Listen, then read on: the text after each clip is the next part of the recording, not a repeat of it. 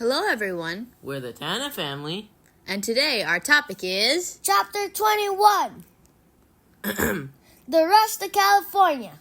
What kind of rush do they even mean? Like sugar rush or something? Haha, funny. But no.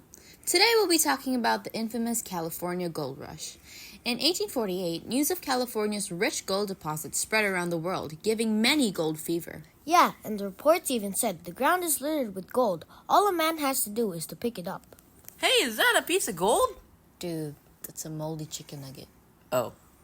Anyways, by the end of 1849, more than 115,000 people in California worked in the gold fields. All sorts of people, like lawyers, doctors, soldiers, etc., etc. But let's go back to 1848. People started to wonder, where is this land called California, and how can we get there? Seriously, though, how would they? Allow me to answer. There were 3 methods of travel: by sea, around Cape Horn, across the Isthmus of Panama, and over the plains. Let's start with around Cape Horn. This trip took 6 to 9 months, and it was usually chosen by men who lived across the eastern coast. And in 1848, the trip was pleasant because it was summer south of the equator. But I heard it was the most dangerous method of travel. Why was that? Well, you needed a skilled captain to maneuver around the big rocks and icebergs along the way, but if you did have a skilled captain, your main problem would be boredom. But I heard they passed their time pretty well, maybe with jokes and cool music. Yeah, I bet. I've met a couple old-timey sailors who can tell good jokes. No, you haven't. I haven't. Moving on, the second method of travel was across the Isthmus of Panama. In 1849, the trip took 6 to 3 months. It was the narrowest piece of land between the Atlantic and Pacific Oceans.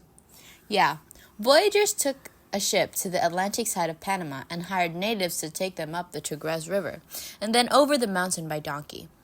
But once they were in the city of Panama, they had to wait for a steamer bound for California. But usually, there were more people than the ships could hold. Many people died from fever, while others became discouraged and went home. Now that we're done talking with the Isthmus of Panama, let's go to the last method of travel, which is... The plains! across the plains. Across the plains! Parties of travelers started the trip in April or May of 1849, when the grass began to grow. This was convenient for the travelers, as they didn't really need to bring food for their animals. They followed the trails that Captain Fremont had marked, and with so many people on the trail, the supply of grass and water slowly disappeared.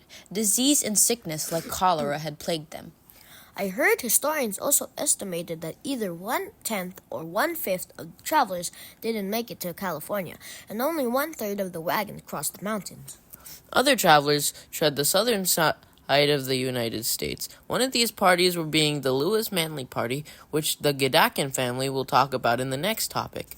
And that was the Rush to California, presented to you by the Tana family. Thanks for listening, everybody. Bye!